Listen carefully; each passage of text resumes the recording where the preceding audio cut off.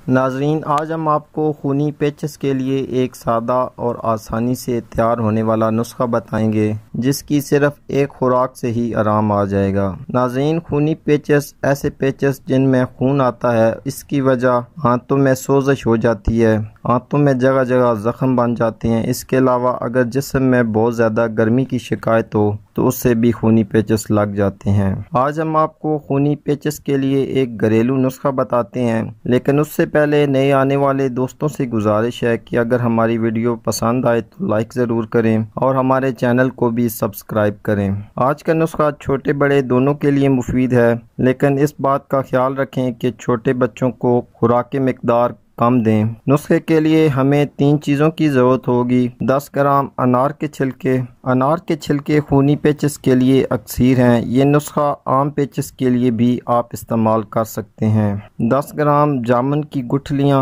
और 20 ग्राम कुजा मिश्री। इन तीनों चीज़ों को आप बारीक पीस कर मिक्स कर लें। इस नुस्खे में से 1 चम्मच बड़ों के लिए और आधी चम्मच छोटों के लिए काफ़ी है। ये नुस्खा आपने ताज़ा पानी के हमरा इस्तेमाल करना है। इसके इस्तेमाल के दौरान गर्म और तली हुई अशिया से मुकम्मल परहेज़ करें। इस नुस्खे की एक खुराक से ही आराम आ जाएगा, लेकिन इस नुस्खे को 3 से 4 दिन लाजमी इस्तेमाल करें। इसके 3-4 दिन के इस्तेमाल से आप खूनी पेचिश से मुस्तकिल तौर पर छुटकारा हासिल कर सकते हैं। तो आज के लिए इतना ही नाज़रीन। उम्मीद करता हूँ आज की वीडियो आपके लिए फ़ायदेमंद साबित होगी। इसी के साथ इजाज़त चाहता हूँ। अल्लाह हाफिज़।